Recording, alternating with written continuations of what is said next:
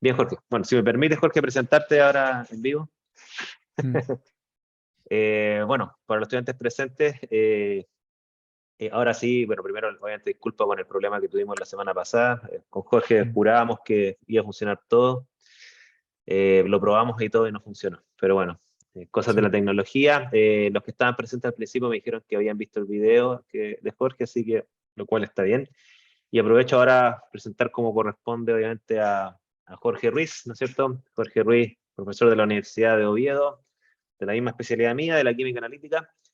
Eh, pero también Jorge tiene sus cursos de argumentación ahí en... ¿Tú lo haces en el Magíster de Química, Jorge, me dijiste la otra vez? Sí, en el máster. En el Máster de En el Química. sí, tenemos un máster aquí en la universidad, en la Facultad de Química, que está especialmente dedicado a ciencias analíticas y bioanalíticas.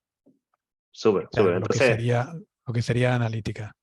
Sí, sí, lo intenté meter en el grado en química mm, y como os dije, lamentablemente, la asignatura de pensamiento crítico y debate y oratoria se consideraba que no era tan imprescindible en una carrera como la química. claro, es lamentable. Afortunadamente, aquí en la Universidad Católica del Paraíso están dándole cabida a estos aspectos de competencias de formación fundamental profesional generales, y en ese Mm. marco este curso fue creado. Bueno, yo conozco a Jorge hace varios años, los que están presentes. Nos conocimos por ahí por el año 2003, 2004, por ahí en Francia. Hace 20 años ya, Waldo. O sea, varios Sí, hoy años no, o no, no, varias décadas ya no también, quería ¿eh? decir 19, 19, ¿no? Vale. Y claro, con Jorge compartimos intereses comunes no solamente en la química analítica, sino que también en temas generales de ciencia. Y Jorge comparte, al igual que yo, que hay aspectos generales de la ciencia que le sirven a cualquier profesional. Y en parte de esos aspectos se tocan en este curso. Así que bueno, es un honor tenerte, Jorge. Jorge es un Mm. investigador bastante destacado a nivel mundial, así que aprovechenlo. Así que, estimado Jorge, un gusto. No hablo Muchas más. gracias, Waldo. Muchas gracias, Waldo. Y no, bueno, el- me sumo a las disculpas que os ha pedido Waldo antes. No, no tenemos claro qué pasó, pero es que aquí nosotros la plataforma Zoom no la utilizamos en la universidad, utilizamos Teams. Y entonces tuve que intentar conectarme a través de los códigos de Waldo y probablemente en algún momento Zoom dijo que aquello no le cuadraba y que no. Pero bueno, espero que hayáis podido ver tanto el PDF que os mandé como el vídeo grabado, ¿vale? Y antes de nada quería recordaros que en ese vídeo, si no lo habéis visto, debe ser por la mitad tirando para el final, os pedíamos que siguiendo las directrices, voy a compartir pantalla. Déjame que comparta pantalla. Dale, ahora sí. Vale, pues compartiendo las directrices que habíamos... no, este no.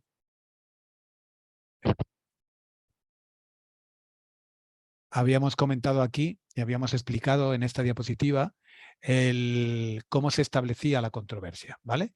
Y entonces, ¿cuáles son los pasos para establecer realmente muy bien la controversia para que haya dos opiniones que se opongan y por lo tanto se puede establecer un debate que sea constructivo? Entonces, bueno, yo no me voy a repetir otra vez, pero la cuestión que os había comentado es que cada alumno debe proponer un tema de debate, ¿vale?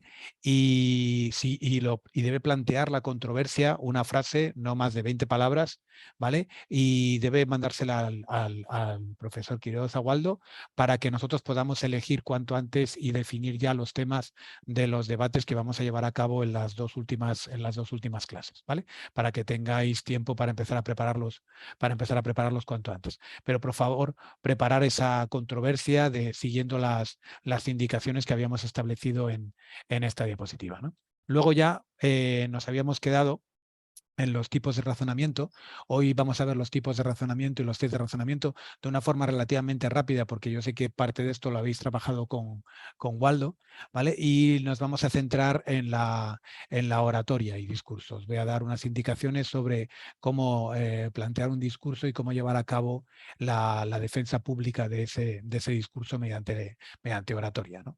Pero bueno, en cuanto a razonamientos, y siguiendo un poco la clase que habíamos comentado, que os grabé el sábado, ¿vale? Decir que el razonamiento es el proceso de extraer conclusiones de premisas y evidencias.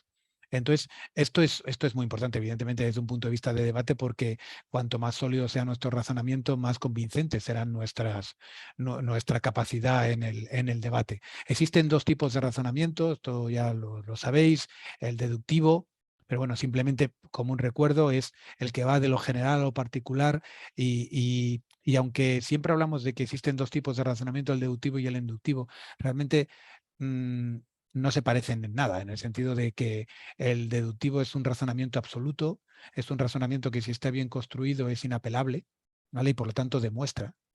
Y el inductivo, en cambio, es un razonamiento modulado, es decir, es un razonamiento que no es correcto o incorrecto, sino simplemente puede tener más peso y respaldar más o respaldar menos.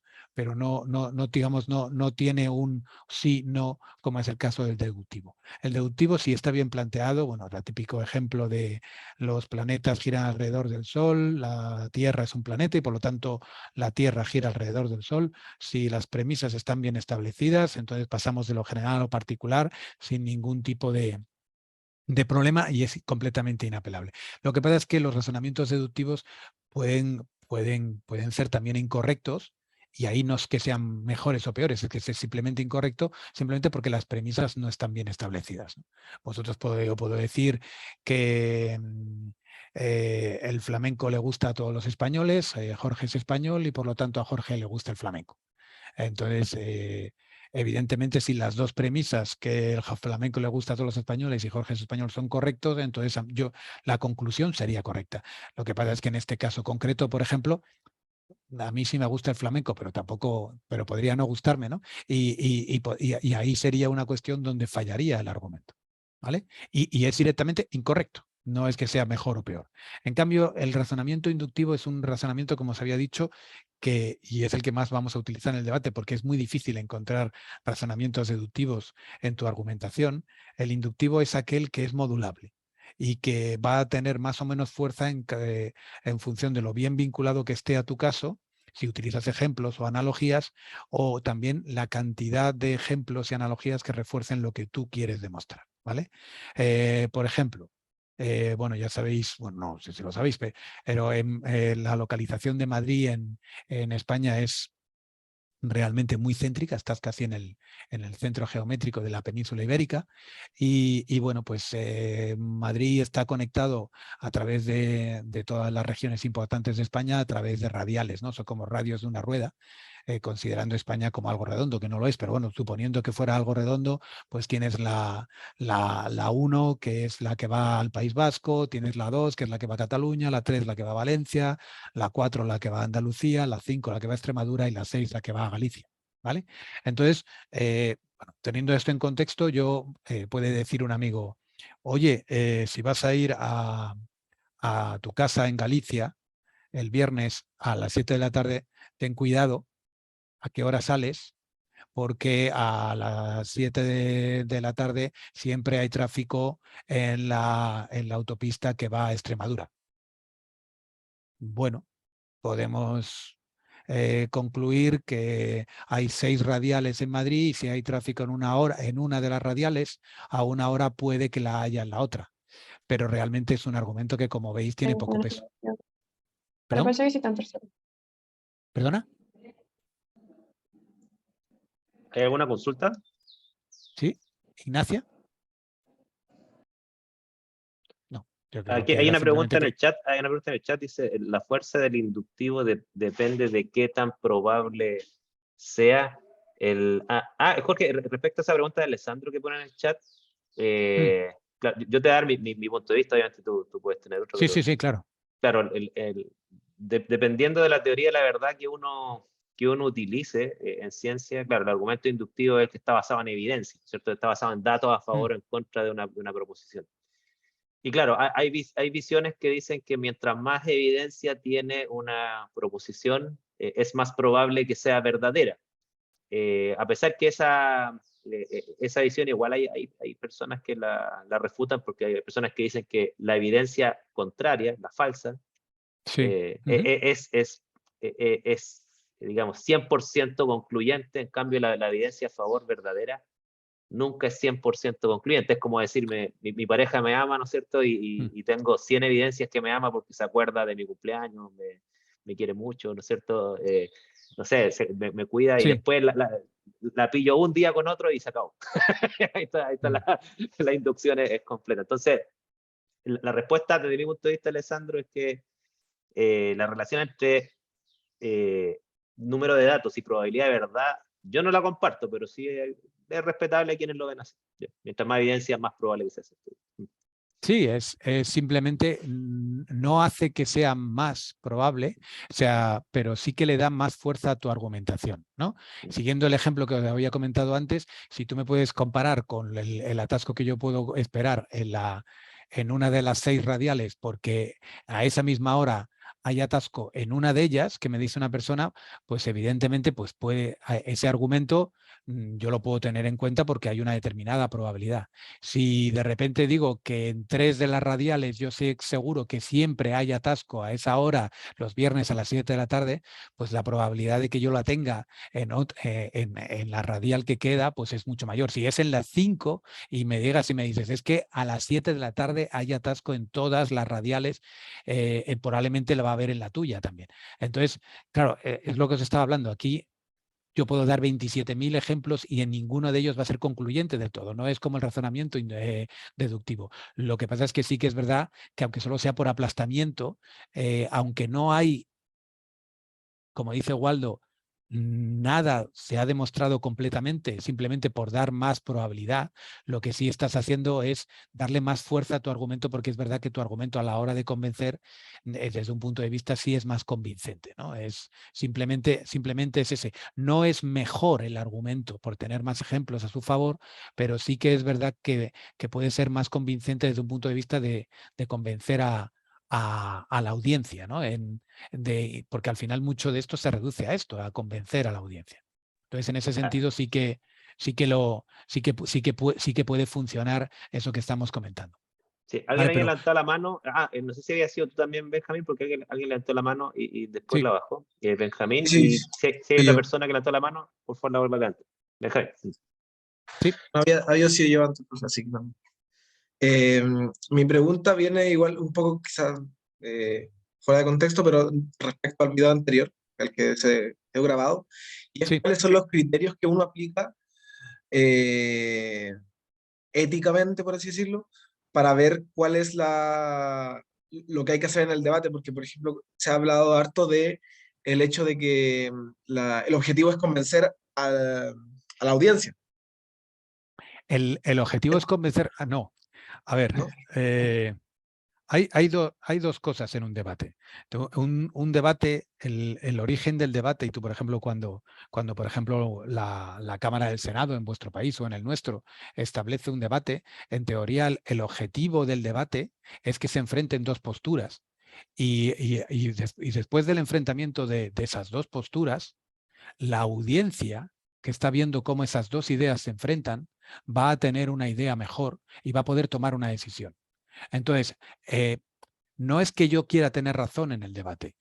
Los dos que están debatiendo, las dos partes que están debatiendo, evidentemente quieren tener razón, pero el fin último del debate, en teoría, sería oponer esos dos argumentaciones en contra, esas dos ideas, para que la audiencia pueda tomar una decisión, ¿vale? Que puede ser el votar o no votar a un determinado partido si es un debate electoral, ¿vale?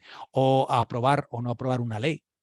¿Vale? Evidentemente el que está debatiendo y el que está argumentando a favor de la ley quiere convencer, ¿vale? Pero no es el fin, el último del debate, de ese debate que estamos, digamos, exponiendo. El fin es que se contrapongan dos ideas y que por lo tanto la audiencia pueda elegir y pueda evaluar claramente el problema porque está viendo los dos puntos de vista, está viendo todas las ventajas, todos los inconvenientes, y es como si todo el trabajo de investigación de esas dos personas o de esos dos grupos que han preparado el debate lo está viendo y lo está resumiendo una audiencia en 15 minutos. En 15 minutos tú tienes la visión completa de lo que ocurre. Para eso es el debate. ¿Me entiendes? Ahora, lo que pasa es que, claro, evidentemente el que participa en el debate lo que quiere es convencer, ¿vale? Pero el fin último del debate no es este. El debate se hace delante de una audiencia para que la audiencia tome una decisión. ¿Entiendes, Claro, Benjamín? sí. Me expresé mal al con el término debate porque, claro, yo me refería más a la gente, por ejemplo, los candidatos que debaten. Claro, claro. Sí, los Ellos candidatos que finalmente es debaten como, sí buscan la aprobación. Y de hecho muchas veces buscan la aprobación incluso mintiendo. Me imagino que, sobre todo si es desde un punto de vista político, eso desgraciadamente cada vez pasa más y en todos los países, ¿me entendéis? Hay incluso mintiendo, pero el objetivo del debate, cuando tú televisas un debate en la televisión chilena, no es que gane uno o gane otro, es que la audiencia pueda ver delante a dos personas con sus ideas contrarias y por lo tanto pueda tomar una decisión. ¿cuál sería el criterio ahí como para mentir o no en un debate? O sea, si es beneficioso o no. Ah, Porque, claro, Esto ya entramos en unas cuestiones filosóficas, casi, bueno, y sin casi. Mira, yo lo estoy, todas las diapositivas que estoy comentando hasta ahora y la parte esta del debate y negociación y de pensamiento crítico es desde un punto de vista filosófico, desde un punto de vista de buscar la verdad, ¿vale? Y que muchas veces, pues eso, la audiencia o el Congreso no puede trabajar sobre un tema, todos los diputados no pueden trabajar sobre un tema, entonces lo que hacen es preparar un debate sobre un estado y entonces dos debaten sobre ello y lo que hace es el resto del Congreso puede tener una idea clara en un tiempo mucho más corto de lo que les supondría a ellos tener que investigar. Eso sería, digamos, la búsqueda de la verdad sería el objetivo del debate, ¿vale? Pero luego es verdad que hay otro tipo de debates donde lo que se busca es ganar simplemente, ¿no? Entre ellos, por ejemplo, cuando hablamos de debates, pues muchas veces la cuestión va directamente al debate que solemos ver, ¿no? Que es el debate presidencial, pero hay muchos tipos de debates. Se debate el aprobar leyes, donde ya no hay tanto el ganar o perder, sino simplemente ver todos los puntos de vista. Se debate en empresas sobre si seguir con una línea de trabajo o no seguir sobre una línea de trabajo. Y hay muchas veces a ti te pueden encargar que tú hagas una defensa de seguir o no seguir con la línea, aunque tú a lo mejor no quieras hacerlo, sino simplemente porque la junta directiva lo que quiere es escuchar una argumentación en contra y una argumentación a favor, tener todas las ideas delante y poder tomar una decisión. ¿Me entiendes? Y muchas veces te toca a ti defenderlo cuando a lo mejor no ganas nada con que se siga o no se siga por una determinada línea. ¿Me entiendes? O sea, tendemos a pensar que el debate únicamente se reduce al debate político y realmente hay muchísimas circunstancias en las que podemos utilizar el debate como el fin de poder tomar una decisión a base de enfrentar los puntos de vista, ¿no? Puntos de vista que han sido razonados, que han sido argumentados y simplemente que la audiencia, y ahí es lo importante de las buenas razones, que la audiencia tome la decisión. Y yo no sé si habéis podido ver el vídeo que os había dicho del debate electoral americano de Dukakis, ¿no? Cuando se había comentado que había perdido el debate, Dukakis la respuesta que dio en el debate fue perfecta. Desde un punto de vista de argumentación es perfecta. Y además es la justa. Yo no puedo cambiar mi forma de pensar porque una cosa afecte o no afecte a mi familia. Entonces, sería incluso ofensivo reconocer lo contrario. Lo que pasa es que lo reconoció de una determinada manera y lo dijo de una determinada manera con esa frialdad que no conectó con la audiencia. Entonces, al final, como en un debate presidencial, lo que quieres es ganarte a la audiencia, aunque Dukakis desde el punto de vista argumental lo hizo muy bien, desde un punto de vista de debate, de dialéctica, que es la de convencer, no fue convincente y perdió. ¿Me entiendes? Entonces aquí el dónde, hasta qué punto puedes llegar a mentir, no puedes llegar a mentir en un debate, todo depende de cuál es el fin del debate, ¿no? Benjamín, tú tienes la mano levantada, no sé si te quedó levantada o tienes otra pregunta. Sí, iba a hacer una última pregunta, disculpe. Sí. Sí, dale. Eh, Espero que eh, te haya quedado clara esta respuesta, sí, porque sí, sí, sí, sí, sí, sí, profesor, es me quedó claro. complejo el tema, ¿eh? Entiendo que la pregunta es relevante porque es complejo el tema. Ujú.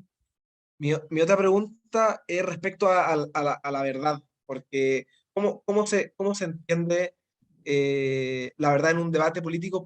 No sé si es lo mismo, pero claro, el profesor habló de diferentes teorías de la verdad, como por ejemplo la correspondencia, que es como la típica Mm. de yo digo una hipótesis, se corrobora con el mundo, es verdad. ¿Se da lo mismo en los debates políticos, por ejemplo, donde hay como canciones, o sea, como frases morales, Sí. éticas, que no, es como yo diga, no sé, po, Dios tiene 5 piernas. Eso no es como por así decirlo, corroborable según la teoría correspondista de la verdad. No sé si se Sí. entiende. Ah, lo que pasa es que si he que entendido lo que me querías decir, hay muy pocas cosas que se debaten en un debate político que sean corroborables directamente. Y es lo que hace que sea tan fácil jugar, que les resulte tan fácil a los candidatos en jugar, en ese sitio en el que no está claro si algo es verdad o es mentira. De hecho, tú puedes ver en un debate político que hay gente que pueden utilizar los mismos datos para argumentar una cosa y la contraria. ¿Vale? Entonces, aquí es complicado porque desde un punto de vista político es muy fácil jugar con las posibles consecuencias, con las razones, y entonces no es un debate científico. Un debate científico son los hechos, demuestran esto y esto conduce a esto, y aquí es experimental, se demuestra la casualidad y habiendo una casualidad demostrada, pues llegamos a una determinada conclusión. En la política es mucho más complejo. Sí, Jorge, antes de darle Sí, la palabra a Christopher y Fabián, que tienen levantada la mano, sí, yo solamente quiero agregar, porque como yo vi el tema de la teoría de la verdad también, sí. quería agregar, mira, claro, por eso los temas controversiales que nosotros elegimos no son temas que se resuelven solo científicamente en el sentido de tomar una postura. Porque cuando uno hace una pregunta si algo es bueno o malo, ¿no es cierto? Ciertamente Mm. que la ciencia tiene algo que decir, pero la ciencia no va a concluir si algo es bueno o No, malo, porque finalmente eso pasa por la escala de valores que tengan las personas. Y claro, y ahí la escala de valores, la teoría correspondentista no funciona para poner a prueba una escala de valores. Normalmente uno ya apela a cuestiones más, como decía Jorge, lógico-deductivas, si es que la premisa me lleva a una conclusión mm, correcta, o si es que la premisa general es aceptada moralmente o no. Y por eso, como decía Jorge, en el marco de un debate, rara vez en un tema controversial uno sabe que tiene o no tiene la razón. Uno simplemente lleva los mejores argumentos con los cuales defiende una postura. Y claro, sin caer en problemas éticos, ¿no es cierto? Uno no se trata que uno miente por el hecho de que trata de convencer a los demás, sino que uno dice, mira, estos son mis argumentos, te los doy. Hay algunos otros argumentos que yo no te los voy a dar porque como yo quiero defender mi postura, la que cual creo que es correcta, no te los voy a dar, pero estoy omitiendo, no estoy mintiendo. mm. El otro se hará Sí, sí, cargo, ¿no es cierto?, de los demás. Esa al menos mi opinión. Está la mano de Christopher y Fabián. de Fabián. ¿Mm? Yo quería dar mi opinión respecto al tema del debate político, más que nada. Sí, Yo siento que tiene que ver más que nada con una contextualización de los argumentos, porque supongamos, políticamente siempre se busca como agradar en cierto punto a los votantes. Entonces, en sí, ese caso, contextualizar es súper importante en ese tema, especialmente en los debates. Supongamos si uno decía, ¿sabes qué? No, te ha aumentado la delincuencia y tú puedes contextualizar eso de varias formas. Pues supongamos sí. a lo que queremos llegar o cómo estábamos antes y cómo estábamos ahora. Y también lo puedes contextualizar quizás a cómo están nuestros vecinos en ese aspecto. Sí. ¿Cachai? Entonces es complicado, yo creo, No, defender y que el sea gasto que te ha supuesto llevar hasta allí y exacto. todo. Entonces, Por eso te digo que podríamos... realmente era lo que te estaba comentando, ¿no? Para apoyarte lo que dices. Es Sí, que sí. en un debate político los mismos hechos pueden ser interpretados de una manera o de la contraria. ¿Vale? Entonces, en función un Sí. poco del punto de vista. Y ahí es donde la audiencia tiene que decir qué punto de vista compra. Oye, aparte también El- tienes que tú, en cierto punto, ver la imagen global también, porque supongamos, si nos ponemos así como en debates políticos, podríamos decir que Mm, Trump era súper, en cierto punto, su argumento era súper fuerte y de una parte muy, digamos, por así decirlo, derecha del tema, muy mm, conservadora, y es porque quizás por muchos años hubo un gran cantidad de gente que se sintió relegada teniendo esos argumentos y fueron creciendo. Y él tomó eso de la mano y dijo, ¿sabes qué? Me voy a meter acá y aquí tengo los votantes y ¡pam! ¿Sabes? Sí. Entonces, la idea es esa, pues. Al final, si tú quieres ganar, es buscar Pero ese los es el mejores argumentos populismo, para es la conquistar. Sí, pues. es la definición del populismo, ¿no? Exacto, y al final mm, así funciona la mayoría de las veces, mm. especialmente cuando tiene que ver con política, porque al final ganar es tener la mayor cantidad de votos. Pero así, tú fíjate, Christopher, así le funcionó a Hitler, ¿eh? Hitler ganó las elecciones en Alemania y ganó las elecciones a base de recoger el disgusto de la gente que estaba, la población alemana estaba, había sido agotada y estaba muy cansada porque la derrota en la Primera Guerra Mundial les había exigido unas condiciones bastante duras y entonces la población había sufrido mucho. Y él recogió todo ese disgusto, es decir, recoger el disgusto para utilizarlo, pero ya no es una cuestión de debate, eso es, ya ahí no hay debate, ese es el último tema que os voy a comentar, es el tema de la persuasión directamente, ¿no? Directamente es que no te interesa que haya incluso otra opinión para que la gente pueda quedarse con tu expones y que te pueda quedar, no, es que directamente en el momento de la persuasión lo que te interesa es que únicamente se vea tu opinión. ¿Vale? Y que tu opinión sea convincente. Y eso es lo que hace el populismo también. El populismo, su opinión es la del pueblo. Que es lo que hace el populista, ¿no? El populista dice que mi opinión es la del pueblo y por lo tanto votarme a mí porque me votáis al pueblo.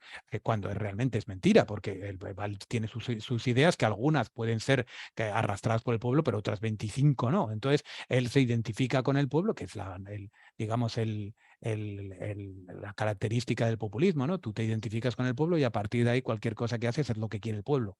Y por lo tanto es como si tú tuvieras directamente mangancha para hacer lo que quieras. Pero eso está fuera de lo que sería el tema de debate. Entiendo lo que me dices, ¿vale? Pero está fuera del tema de debate. De hecho, Trump no debatía. Trump directamente eran discursos electorales donde él soltaba lo que quería y Trump sí que no tenía ningún problema en mentir. O sea, Trump tenía muy claro, a ver, yo entiendo lo que dices, que también que arrastró mucho el descontento de mucha gente, sobre todo gente del campo, ¿no? Pero Trump lo que también tenía claro es que él tenía que estar continuamente en las redes sociales para poder ganar. Y lo que hacía era, le daba igual mentir y le daba igual que le desmentieran 3 días más tarde. Él estaba continuamente hablando, durante la campaña electoral, estuvieron continuamente hablando con Trump. Trump empezó la carrera para ser candidato republicano y no lo conocía nadie en política. Y entonces lo que consigues es que te vayan conociendo a base de estar continuamente, que la gente esté continuamente hablando de ti. ¿Cómo tienes que hablar, cómo consigues que hablen de ti? Bueno, pues continuamente en las redes sociales. ¿Cómo hablan de ti en las redes sociales? Cuando tus afirmaciones son grandilocuentes, muchas veces son mentiras, pero simplemente con que la gente tenga que rebatir lo que tú dices, te están poniendo a ti continuamente como trending topic. Y entonces estás continuamente, esa fue su herramienta, el paso de ser una persona completamente desconocida en 2 años a ser presidente de los Estados Unidos.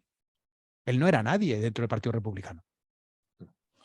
No, sí, por eso yo estoy de acuerdo con eso. Sí, en cierto punto yo digo que más que nada que los debates políticos tienden a no tener como ese peso, digamos, en los argumentos, Sí. sino que se buscan en cierto punto dañar y algunos ni siquiera debaten, como bien dice, sino que hacen su discurso y dejan lo demás, da lo mismo. Claro, sí. ¿No habéis visto algunos debates políticos? Uno habla y el otro habla como si no hubiera hablado anterior. Es decir, es como diciendo, yo vengo aquí con mi discurso preparado y yo lo suelto y me da exactamente igual lo que ha dicho el otro. O sea, yo no estoy contraponiendo mis argumentos contra los del otro, intentando demostrar que no. No, es que directamente me da igual. Yo intento ser convincente. Y ya está. ¿Vale? E intento buscar la audiencia y convencerla. Por eso el debate político sería el que menos podríamos utilizar para los ejemplos, digamos, de lo que estamos intentando buscar aquí, que sería intentar construir buenas argumentaciones, es decir, que nos lleven a la verdad, es decir, que nos lleven a que este argumento es mejor que este, ¿no? Lo que queremos contraponer, la controversia que queremos establecer en el debate. ¿Fabián? Está la mano levantada de Fabián, que ya la debe tener Sí. acalambrada. Sí, ya debe estar el hombre. ¿Me escucho? Sí, Sí. se te escucha, Fabián. Ya, perfecto. Que es un comentario relativamente largo, pero voy a intentar sintetizarlo. Que Venga. en el fondo yo me he dedicado un poco al debate competitivo Sí. Y tenemos como, algunos le ponen más, algunos les ponen menos, pero generalmente se reconocen como tres tipos de tesis, que se dicen las tesis de hecho, las tesis de valor y las tesis políticas. Ujú, El compañero, con respecto a la primera pregunta, preguntaba cómo se llegaba a la verdad. A veces las tesis de valor y las tesis políticas no nos interesa tanto la verdad. claro. La verdad le No, no. interesa a las tesis de hecho, si es que algo eso no es. Las de Ujú, valor es si es que algo es bueno o malo generalmente, y las políticas si es que deberíamos hacer algo o no. Y ahí como por poner un ejemplo, fue lo único que se me ocurrió, a lo mejor puede ir ujú, muy ligeramente, pero es distinto discutir si es que Israel es un Estado legítimo, que sería de ujú, hecho, a ujú.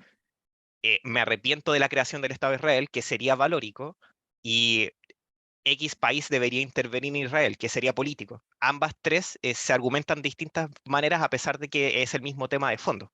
Y Sí, solamente sí, una no. de ellas intenta probar si es que algo es cierto o no. Si es que Israel es o no un Estado legítimo, es la única que intenta llegar a la verdad. Las otras intentan hacer otro tipo de juicios. Sí, es lo que es exactamente, ha sintetizado lo que estamos comentando, ¿no? En este momento. O sea, Claro. hay debates y el debate político y el de valor, incluso el de bueno o malo, ya sabes que el bueno o malo depende del punto de vista. Entonces, ahí no, ahí la verdad juega poco. Solo sería en el segundo caso que has comentado. Ujú. Eso. Esa bajo la visión de verdad correspondentista, claro, es perfecto lo que dice Fabián. Aunque hay personas Mm, que dicen que la verdad también es cuando es coherente con premisas generales. Entonces, pero claro, normalmente la sociedad occidental y la gente que estudia en la universidad son súper correspondentistas, igual que yo. sí. Y de todas maneras es que es eso, la búsqueda de la verdad per se es compleja ya de mano, ¿eh?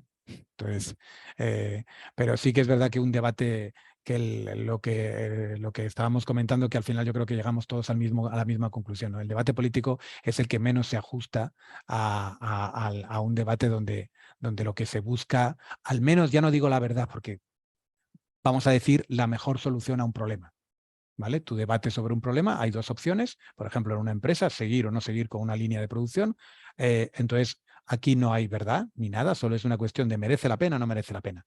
Y entonces aquí lo que se hace es se preparan argumentaciones a favor y en contra, se hacen frente y la Junta es la que va a tomar una decisión en función de lo que ha visto, de lo que ha oído. ¿Me entiendes? Aquí ese sí que sería un debate donde lo que se busca, ya no digo la verdad, sino lo que se busca es la mejor solución a un problema, ¿no? A base de enfrentar pues posibles soluciones que se han visto con diferentes puntos de vista. ¿Vale? O sea, vamos a intentar salir un poco del debate político, aunque yo entiendo que, claro, cada vez que oímos debate, ¿no? A todo el mundo se nos va y además vosotros ahora en Chile, que debéis estar hartos de estar escuchando debates, porque estáis que si con elecciones, que si con la Constitución y con la nueva Constitución, y ahora vos tenéis que entrar otra vez, ¿no? En otro proceso de constituyente. O sea, vosotros vais a tener debates durante los próximos años bastante bien, ¿no? Claro, de hecho, la pregunta hoy en día, Jorge, en Chile es si debemos comenzar el proceso de nuevo o no. Esa es la Bueno, pregunta. pero de eso también se debate, ¿eh? O sea, Sí, sí, también es un debate. Sí. no, bueno, entonces, bueno, la verdad es que os deseo suerte porque es un proceso bastante complejo. Entonces, vamos a seguir porque si no, no. Y lo que es toda la parte voy a poner el puntero, toda la parte de evaluación de la argumentación, yo creo que todo esto parte lo ha trabajado Waldo, y sí que me gustaría, bueno, pues poder pasarlo directamente porque lo tenéis aquí, ¿vale? Y lo importante, voy a ir muy, muy, muy a lo importante, ¿vale? Porque la mayoría de las argumentaciones ya las ha comentado Waldo y si no, nos vamos a quedar sin tiempo porque ha sido esto, además me gustaría que hubiera más interacción como la que ha habido ahora, entonces así dejamos libre todo el tiempo para la posible interacción. Yo simplemente recalcaros, podéis evaluar vuestro razonamiento a la hora de argumentar, tenéis que ver si vuestras bases son sólidas. Ojo, que las bases tienen que estar también ajustadas a la audiencia, que es una cosa que hemos obviado un poco en esta conversación que hemos tenido, en este pequeño debate que hemos tenido, pero es verdad que es importantísimo, es decir, delante de quién estás haciendo el debate, porque al final tú lo que quieres es convencer a esa audiencia de una opción o de otra, y entonces al final tienes que adaptarte a ello, ¿no? Y entonces aquí tenemos que ver si la explicación está perfectamente justificada, si está suficientemente respaldada. Esto está un poco en relación a lo que decía Waldo antes, es decir, un determinado número de casos no es que demuestre más, pero sí que, digamos, le da más fuerza, ¿no? Le puede dar un poquito más de fuerza y de poder de convicción a la argumentación. Y luego, que es muy importante, y de cara a esto son casi trucos de cara al debate, es tan importante como argumentar a favor de tu parte de la controversia, es evaluar la posible refutación a tu afirmación. Eso es fundamental. Primero, tenéis que autoevaluaros y ser honestos con vosotros, como os había comentado en la clase anterior, y ver en qué puntos vuestra argumentación es débil. Y eso es bueno porque os va a permitir mejorarla en esos puntos antes de exponerla, pero no solo eso, también os va a permitir construir una defensa. Vuestra argumentación, igual que vosotros estáis viendo los puntos débiles en vuestra argumentación, el que está preparando el debate en contra también ha preparado eso y está viendo vuestros puntos débiles, ¿vale? Esos puntos débiles los estáis viendo los dos, tanto el de a favor y en contra. Tú puedes intentar obviarlo como si no existiera, ¿vale? Durante tu presentación, que es lícito, como comentó también antes Waldo, pero lo que pasa es que el contrincante probablemente no lo vaya a obviar. Entonces, si tú lo quieres obviar durante la presentación, está bien, pero prepárate una defensa sólida contra ese ataque, porque ese ataque, a poco hábil que sea tu contrincante en el debate, se va a producir, ¿vale? Y entonces, y esto es muy importante. Como un ataque, la argumentación a favor o en contra de cada persona que debate, lo bien que lo hagas de la argumentación puede ser más o menos convincente. Lo que es muy convincente es atacar a alguien en un debate y que no sepa responder.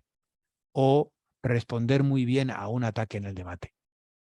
Eso es muy bueno desde un punto de vista de debate. Por eso digo que yo, de hecho, muchas veces en debates recomiendo alguna argumentación muy buena, no exponerla en tu argumentación, sino dejarla, ¿vale? Esto es como una partida de ajedrez, sino dejarla preparada porque sabes que te van a preguntar en contra, te van a preguntar, te van a atacar por ese lado, tener esa defensa tan buena que has preparado para exponerla cuando te ataquen, no ponerla tú gratuitamente desde el principio, dentro de otra argumentación que a lo mejor se diluye y no va a tener tanto peso, ¿vale? Te arriesgas a que a lo mejor no te la preguntan, ¿vale? No te sacan ese punto y te quedas con esa argumentación, que de todas maneras siempre tienes un momento de las conclusiones al final de un debate para poder sacarla, si te interesa, aunque no haya salido. Pero si te atacan por un lado y tú eres capaz de defenderte brillantemente, entonces eso de cara a ser convincente de cara a la audiencia es brutal. Por lo tanto, yo recomiendo muchas veces el dejar, por supuesto, preparar muy bien la posible refutación y dejarla preparada para las preguntas y para los ataques del contrincante, ¿vale? Luego, los tipos de razonamiento, yo creo que esto, Waldo, lo has explicado tú, lo digo porque si no vamos a ir un poco justos. El razonamiento con ejemplos es simplemente el decir, bueno, pues utilizar ejemplos para afirmar o demostrar la bondad de tu afirmación, ¿no? Y aquí es donde entramos, pues, en lo que habíamos comentado antes. Cuanto mayor sea el número de ejemplos que tú pones, más convincente puede ser. No es rotundo, pero sí eres más convincente. Y de hecho, por eso mucha gente, cuando está en un debate político, se recurre a estadísticas, o en un debate judicial se recurre a un experto que llamas a declarar, por ejemplo, o cuando estás escribiendo un artículo científico, lo que haces es hacer referencia a un artículo de revisión que de por sí ya esté aglomerando muchísimas referencias a favor de lo tuyo, ¿no? Es como poner un montón de gente que en teoría está diciendo lo que tú estás diciendo, ¿no? Darle fuerza al argumento por ahí, aunque ya os digo que mucha gente diga una cosa no quiere decir que esa cosa sea verdad, ¿eh? Estoy de acuerdo completamente con Waldo. Y de hecho hay que preparar también, porque seguro que va a haber ejemplos que induzcan a lo contrario, ¿vale? Es decir, y tú, como os había dicho antes, los puedes obviar o lo puedes incluir en tu preparación para darle a tu argumentación más peso, o los puedes reservar para si te atacan, pues tenerlos bien preparados, cómo poder explicarlos, esos ejemplos que tú consideras que no inducen a lo contrario por X motivos, y entonces soltarlo cuando te están atacando durante el debate, ¿vale?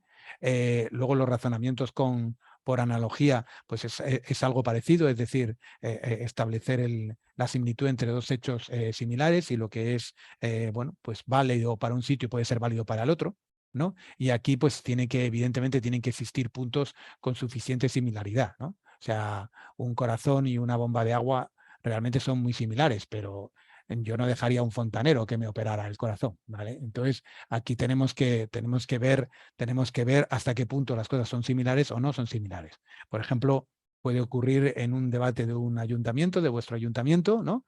En la ciudad en la que vivís, que de repente el alcalde pues está proponiendo el subir los impuestos a la población. Bueno, pues porque considera que otras ciudades en este caso, por ejemplo, del norte de España, pues tienen más impuestos, ¿no? Ciudades que tienen una población parecida, como puede ser en el caso de Oviedo, podría ser Gijón, podría ser Logroño, podría ser La Coruña, ¿no? Y entonces dicen, son ciudades que tienen una población parecida, que tienen una actividad industrial parecida, y en cambio tienen más impuestos. Por lo tanto, yo considero que deberíamos subir los impuestos en Oviedo para que Oviedo funcionara mejor como ciudad, como funcionan estas ciudades. ¿Vale? Muy bien, pero también existen puntos diferenciadores. Entonces ahí es donde diríamos, vale, muy bien. Es verdad que las poblaciones, la población, el número de habitantes es parecido en las ciudades, la actividad industrial es parecido, pero ¿cuál es la renta per cápita de la población? ¿Cuál es el nivel de servicios que tiene la ciudad? Es decir, esa gente está ofreciendo muchas más cosas por sus impuestos, porque si usted me quiere subir los impuestos, tendrá que ser para ofrecer los servicios que están ofertando en esas ciudades, ¿vale? Entonces, ahí es donde en el debate tenemos que tener claro, en una caso de analogía, cuáles son los puntos similares y cuáles son los puntos que no lo son. Y cuanto más preparado tengas esto, pues digamos, más contundente serás en tu afirmación. Y aquí, por ejemplo, pues es verdad que esto, en analogía, si en vez de solo poner 2 o 3 ciudades, somos capaces de decir que el 80% de las ciudades de España de más de 100.000 habitantes, pues tienen más impuestos que Oviedo, pues es un dato que, bueno, pues desde un punto de vista puede darle más fuerza que simplemente hacer la analogía con una o dos ciudades, ¿vale? Aquí es donde os estaba comentando que realmente le dan, no digo más fuerza, pero sí más poder de convicción el incluir más ejemplos. En cuanto a causa-efecto, yo sé que esto lo habéis hablado con Waldo y hay que tener cuidado, ¿no? Porque correlación no significa casualidad y causalidad y eso hay que tenerlo claro, ¿vale? Y ver si las causas son necesarias, ya lo sabéis, suficientes, si son necesarias y suficientes. Aquí este es un razonamiento, bueno, pues que se utiliza también mucho y que puede ser, digamos, bastante potente.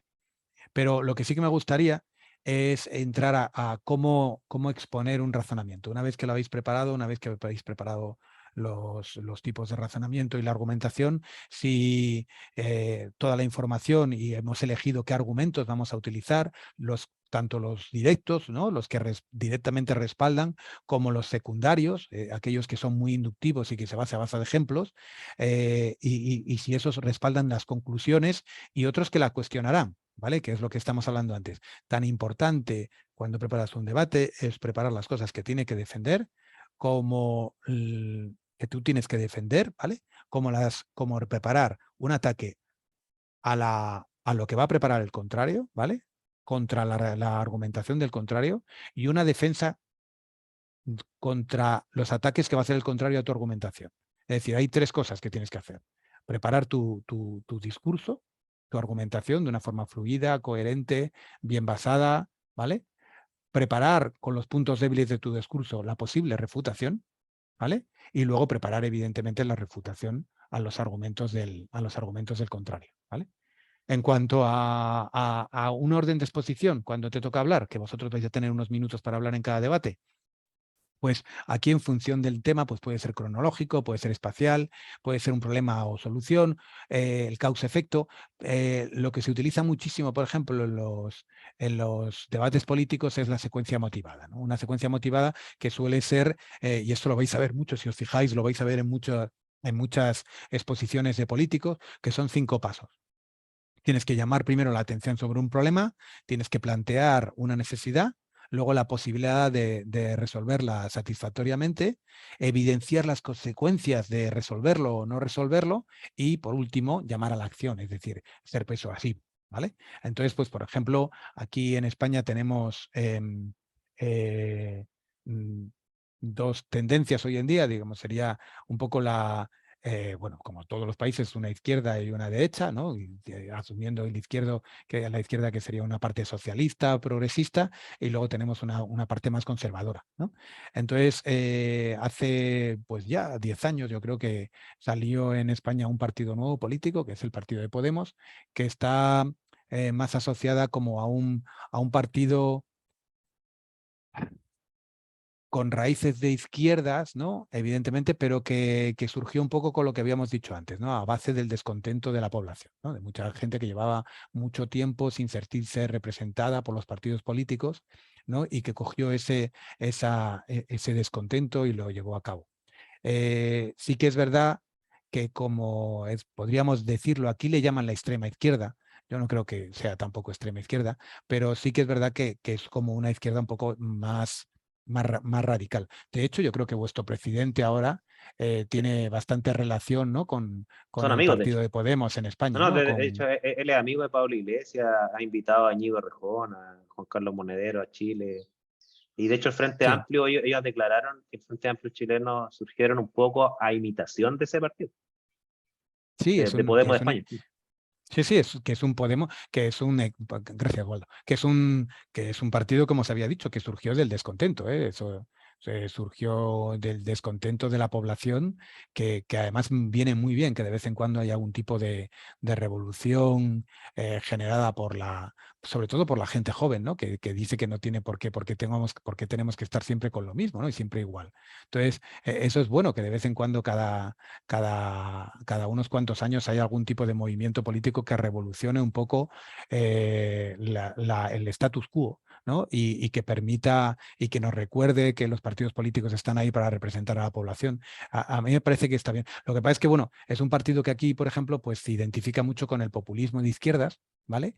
Y bueno, por ejemplo, cuando Pablo Iglesias, porque ahora se ha retirado Pablo Iglesias, ya dejó la política, cuando estuvo 5 o 6 años, no estuvo mucho más. Cuando de repente cuando ellos hacían una secuencia motivada, pues siempre era lo mismo, ¿no? Ellos como partido siempre decía que Madrid, que era el partido, como digamos el gobierno, ¿no? El gobierno está gobernada por una oligarquía, por una mafia. Ellos lo llamaban casta, por una casta, ¿no? De gente rica que siempre está ahí y que siempre está la gente que accede a la mejor educación y todo esto. Y que seguir por ese camino pues nos está llevando continuamente a más corrupción, porque esa gente lo que busca es que los hijos y sus amigos estén cada vez estén conectados allí, que razón no les falta, ¿no? Y que luego, bueno, pues Podemos puede cambiar esta situación. Si os fijáis, estamos llamando la atención de un problema, estamos planteando una necesidad, ahora estamos dando la posibilidad de resolverlo, ¿vale? Y ahora vamos a evidenciar las consecuencias de no resolverlo. Si no votas a Podemos, si tú no lo haces, las consecuencias es que eres cómplice de esa corrupción, digamos, establecida, ¿vale? Que puede ser en mayor o menor medida, pero esa corrupción establecida, y por lo tanto está claro que tienes que votar a Podemos, ¿no? Y entonces luego, por otro lado, estaba el Partido Popular, que ahora ya no es el Partido Popular, porque ahora ha surgido un partido a la derecha del Partido Popular, que sería como el partido del candidato que perdió las elecciones, ¿no? En Chile, Katz, Cast, los ¿no? republicanos, claro. Que sería ya no sería un partido conservador, sino que estaría más allá, ¿no? Sería el populismo de derechas, ¿no? En el caso en este caso en España sería el partido de Vox, que lo llaman Vox, ¿no? Y ellos defienden, Entre pues, paréntesis, Jorge, sí, también los republicanos de Chile invitaron también a representantes de Abascal. Vox en algún momento. Creo que vino que era militar antes, no sé cómo se llama. Sí, el que había sido general en un ejército, sí. Claro, claro, Pero bueno, el exactamente. líder es Abascal, que es una persona que había sido antes del Partido Popular y que él consideraba que las medidas, digamos, conservadoras del Partido Popular no eran lo suficientemente. Y es un partido que realmente surgió también de otro descontento, ¿eh? Como todo este tipo de partidos siempre surgen para, digamos, arrastrar algún tipo de descontento. Y este surgió del descontento de mucha gente que tiene la idea, desde mi punto de vista, equivocada, de que la inmigración está detrás de muchos de los problemas que existen en España, ¿no? Entonces, esa gente surge de esto y es verdad que arrastra mucho. Y a partir de allí, pues están en contra, son muy radicales desde el punto de vista católico, que era una cosa que en España ya se había superado, pero estamos volviendo, bueno, ese partido vuelve a ello, ¿no? Está en contra del aborto, o sea, se sacan otra vez ideas que parecía que estaban, que habían sido superadas, ¿no? Entonces, bueno, no entro a valorar nada, pero sí que es verdad que ellos lo que hacen es hacer campaña contra su homónimo, ¿no? Su partido antagonista, que sería Podemos, ¿no? Que está en el otro extremo del arco parlamentario. Entonces, ellos siempre dicen que si Podemos llega al gobierno, que España corre el riesgo de convertirse en Venezuela, porque aquí, para el partido el Venezuela es el ejemplo de partido que de país que tras ser gobernado por un populismo de izquierdas, pues acaba perdiendo todo tipo de control, ¿no? sobre el país. Entonces, aquí siempre ponen el ejemplo, este partido Vox siempre pone el ejemplo de que Podemos nos lleva a Venezuela, ¿no? Y de hecho, lo que intentan siempre es demostrar vinculación entre Pablo Iglesias y para gente de Pablo Iglesias, y que había sido subvencionada durante mucho tiempo por el partido de Maduro y de antes de Chávez. Maduro Chávez. de Chávez, ¿no? De Chávez, sí, gracias. Entonces, para ellos es eso, el demostrarlo, ¿no? Y entonces ellos siempre igual llaman la atención sobre un problema, este problema de si Podemos llega al poder, España tiene el riesgo de convertirse en Venezuela, que se puede impedir esto o acabar como un país tercermundista, que el PP o Vox tiene la solución para evitarlo, ¿no? Y que si votas a Podemos lo que vas a conseguir es lo contrario. Vas a conseguir que consigamos esto porque están continuamente mintiendo y por lo tanto está claro que lo que tienes que hacer es votar al PP. Entonces, son estas secuencias motivadas para producir vuestra argumentación y que realmente lo único que vemos aquí, esto no es una cuestión de una argumentación desde un punto de vista lógica, en el que tú empiezas con un argumento que te va llevando al siguiente y tú lo que quieres es directamente demostrar la verdad. Aquí no, aquí con esta argumentación lo que tú eres, con esta forma de hacerlo, con esta secuencia motivada, tú lo que eres es convincente, eres persuasivo, ¿vale?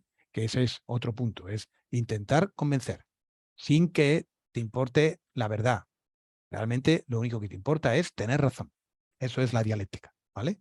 Y de hecho, si podemos atacar al contrario con técnicas barriobajeras, por decirlo de alguna manera, para que durante el debate pierdan los nervios y todo esto, lo buscamos. Es decir, aquí la dialéctica, y es la última clase que vamos a tener, lo que dan es simplemente herramientas para que la audiencia piense que el oponente no es apto. ¿Me entiendes? Entonces aquí ya no te importa defender lo tuyo, te importa ganar. A base de atacar, a base de faltar, a base de lo que quieras, pero te importa ganar. ¿Vale? Ese es el fin último de la dialéctica. Y entonces yo creo que realmente estamos a las 6:15, ¿qué nos quedarían? ¿5 minutos? Tenemos hasta las 13:30, Jorge, nos 13:30, quedan ¿no? 15. Nos quedan 15. Vale, pues entonces voy a empezar con el tema siguiente, aunque solo sea un poquito. ¿Hay alguien que tenga alguna cuestión? O sea, aquí Porque ya Benjamín vamos. puso el comentario que acá en Chile hacen lo mismo. O sea, claro, o sea, de esa forma de razonar de 5 pasos, acá existe también. O sea, por ejemplo, el Frente Amplio hizo esa forma de presentarse también atacando el Frente El Amplio Frente chileno, que Amplio es sería la la extrema izquierda. derecha, vamos. No, el Frente Amplio chileno es del actual presidente. Ya, él Vale. sería como una izquierda que quizás no es tan extrema como el Podemos, pero está muy cerca del Partido Comunista acá en Chile. De hecho, formaron una coalición, de hecho, con ellos. Y claro, ellos hicieron más o menos los 5 pasos similares, o sea, presentaron Sí, como la izquierda que gobernó los últimos 30 años como que estaban todos corruptos, que ellos eran los que venían a limpiar esto, ¿no es cierto? De hecho, se acuñó el término, no son 30 pesos, son 30 años, para referirse a que los últimos 30 años había sido un abuso y la desigualdad. Y ellos eran los chicos nuevos que venían limpios de todo pecado para salvarnos. Y la derecha es un poco lo mismo, pero con el tema de Venezuela también lo ocupó. Chilezuela, de hecho, nosotros ocuparon el término. Nos queremos transformar en Chilezuela. Ya, sí, sí, es una comparación fácil, ¿no? De cara a la, de cara, bueno, a ser convincente, ¿no? Está claro que meter miedo es una de las formas más potentes, ¿no? de convencer, ¿no? Así es. Es complicado. Lo que pasa es que, si os fijáis, y esto es la pena desde el punto de vista de la argumentación política, es que no convences diciendo lo que tú vas a hacer mejor que los demás, sino que tu argumentación es fundamentalmente decir que esta persona es peor. De hecho, es lo malo de los partidos que surgen con el descontento, que surgen con el descontento. ¿M? Y entonces tanto el descontento de izquierdas, como se había comentado, como luego 5 años más tarde, que surgió con el descontento de la derecha, que casi era como que se estaba sintiendo que Podemos estaba llevando el país a un lado, y entonces surgió el otro descontento.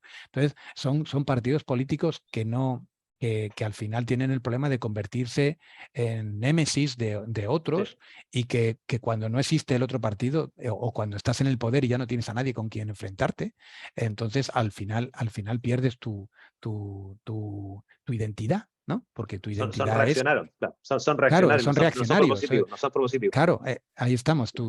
Claro, y cuando le pasa, por ejemplo, Podemos está ahora en el gobierno, y, y es, bueno, el gobierno es como un 60% el Partido Socialista, un 40% Podemos, 70-30, una cosa así. Y realmente es un poco esquizofrénico, porque ellos mismos están en el gobierno, pero muchas veces muchas de las protestas que hay en la calle están lideradas por gente del propio partido que está en el gobierno. Entonces es como un poco difícil de entender, ¿no? Y Aquí pasa lo mismo, pasa exactamente ¿Mm? lo mismo. Aquí pasa exactamente lo mismo. O sea, tenemos al Frente Amplio en el gobierno y las protestas que están comenzando a aparecer son contra políticas que está promoviendo el mismo partido hoy en día, como el tema Sí. del Tratado de Libre Comercio Pacífico y cosas por el estilo. No, pero en el caso de Podemos aquí en España, es que es especialmente llamativo, porque los propios ministros de Podemos que están en el gobierno hablan de los otros ministros como si fueran la oposición. Y digamos, cuando quieren convencer al PSOE de que tome una de sus medidas, ellos ponen al PSOE, a su propio gobierno, porque forman parte de un mismo gobierno, los ponen como si fueran la oposición, y están haciendo un auténtico ataque a su propio gobierno, como si ellos no formaran parte del gobierno. Es una cosa que realmente es muy compleja de entender, y es muy difícil de entender. Claro, cuando son partidos, como dices tú, reaccionarios, que cuando llegan al poder es cuando tienen que demostrar la madurez, y cuando tienen que demostrar que no solo son reaccionarios, sino que son capaces de partidos que se pueden convertir en partidos que proponen cosas y que son capaces de liderar, ¿no? Un país o una ciudad o lo que sea. Y ese paso es complejo, ese paso es muy complicado, ¿no? Yo creo que le pasó, por ejemplo, a Trump. Trump era un candidato que, bueno, estoy de acuerdo con lo que comentaban al principio. Me parece que, no sé si fue Cristian o el primer chico que habló, que es verdad que arrastró un montón de descontento americano, pero era una persona que estaba siempre atacando. Entonces, ¿qué ocurre? Que cuando estás en el gobierno ya no puedes atacar. Entonces,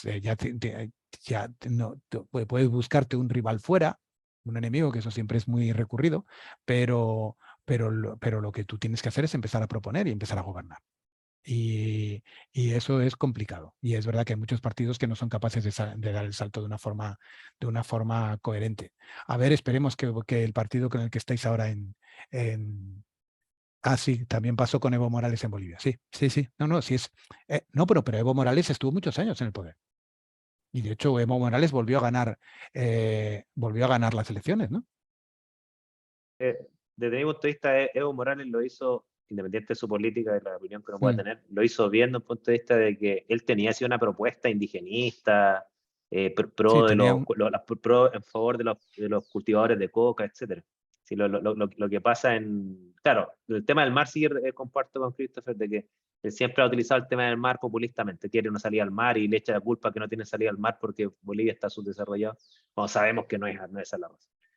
Pero en sí. Chile yo creo que pasa lo que dice Jorge, o sea, que el Frente Amplio fue muy reaccionario y por eso llegaron al poder como reaccionando a la izquierda tradicional. pero ahora están con el problema que no tienen propuestas propias, o sea, literalmente están utilizando propuestas que provienen de la centro derecha, o sea, están promoviendo tratados de libre comercio, quieren una agenda pro crecimiento y pro seguridad, cuando siempre fue el discurso de la derecha. Entonces, a ellos les pasa eso, y de hecho esa es la razón por la cual la popularidad de Boris se ha ido al piso, o sea, es uno de los presidentes peor evaluados en el tiempo que lleva en el gobierno. Es complejo, ya te digo, es complejo pasar de ser un partido protesta a ser un partido que gobierna. Entonces, y ese paso es verdad que es muy, muy, muy complicado de dar. Y o se va haciendo con el tiempo y lentamente, de tal manera que te da tiempo a pasar de ser un partido reaccionario a ser un partido un poco establecido, y cuando ya está un poco establecido puedas llegar al poder, o si no es complicado. Pero claro, si te conviertes en un partido establecido, estás contra lo que tú estás luchando, diciendo que esos partidos establecidos y que están en el poder durante mucho tiempo, al final se convierten en casta, ¿no? Entonces ese es el problema, que es difícil de llevar esa argumentación luego a buen puerto durante mucho tiempo. A corto plazo sí, a largo plazo es mucho más complejo. ¿Vale? Entonces, bueno, vamos ahora a... Bueno, me quedan 3 o 4 minutos. Simplemente os voy a dar las claves objetivas de un discurso argumentativo, ¿vale? Y entonces ahora lo que vamos a hacer es, ya no vamos a hablar de debate, sino que vamos a ver cómo preparar un discurso que evidentemente puede ser el discurso que tú estás dando durante el propio debate, ¿vale? O sea, por eso está perfectamente vinculado aquí. De hecho, como os había dicho antes, dentro de las características del pensador crítico no es aquel que es capaz de descomponer la argumentación en sus componentes, ser capaz de construir una idea basada en premisas y en buenas razones, sino que también se le supone el hecho de poder transmitirla. Porque al final, pues como os había dicho muchas veces, el fin último del debate, o a cualquier escala, pero el fin último del debate es convencer a una audiencia, ¿no? Entonces, ¿qué claves objetivas os recomiendo para un discurso argumentativo cuando queréis, como puede ser el del debate? No incluir muchos argumentos en el mismo discurso. O sea, en función de las normas que tenga el debate, que cada debate pues tiene unas determinadas normas, tú tienes un determinado tiempo para hacerlo, y incluir demasiados argumentos en un mismo discurso nunca es bueno. Y tanto a nivel político como incluso a nivel científico, eso lo recomiendo siempre a mis estudiantes de doctorado, que muchas veces cuando tienen que preparar una charla de 10 minutos en un congreso o de 15 minutos, tienen la tendencia a pensar que tienen que poner todo lo que han hecho en la presentación, ¿no? Todo. Hay que ponerlo todo.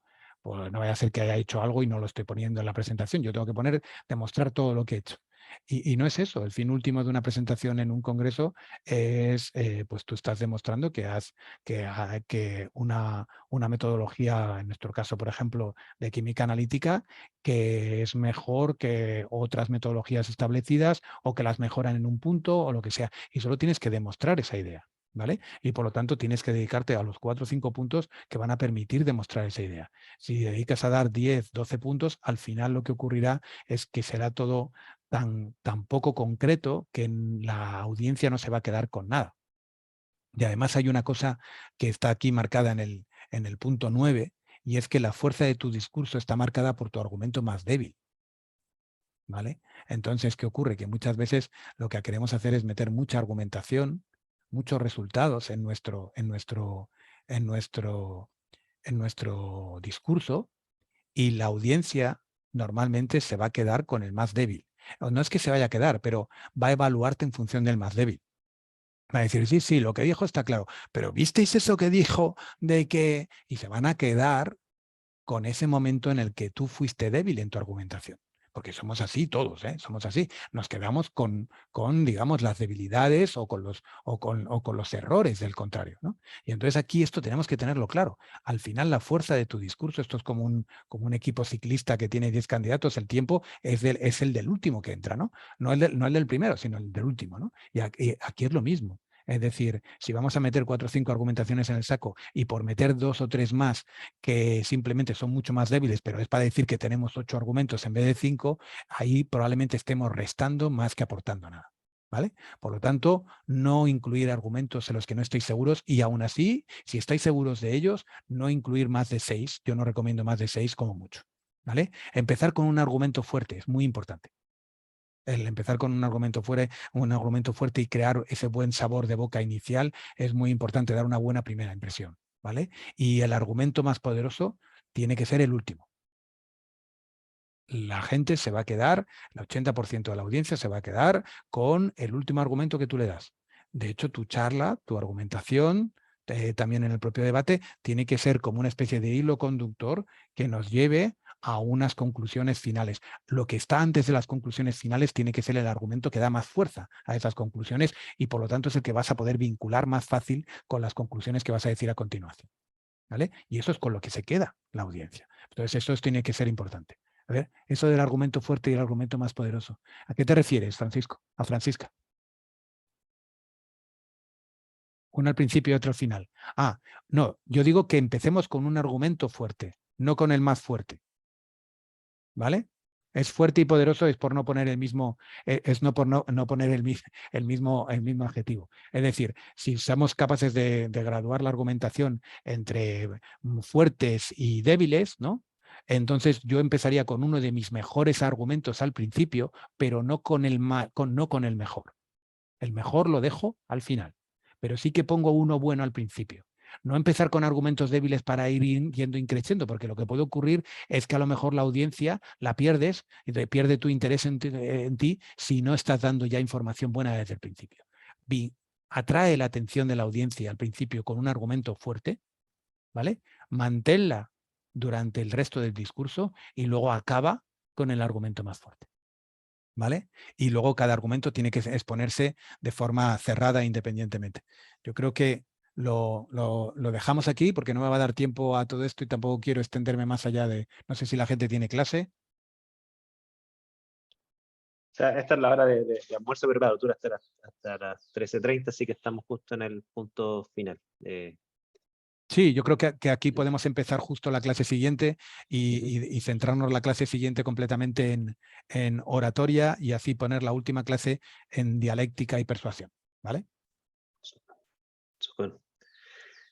Bien, gracias Jorge. Y bueno, los que tengan que retirarse lo pueden hacer. Yo solamente quería agregar una cosa que ya está fuera de la clase, ¿no es cierto?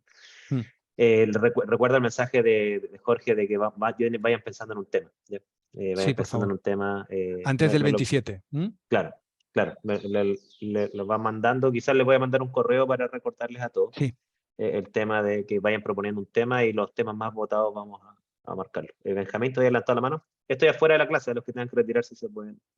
Sí, profe, respecto al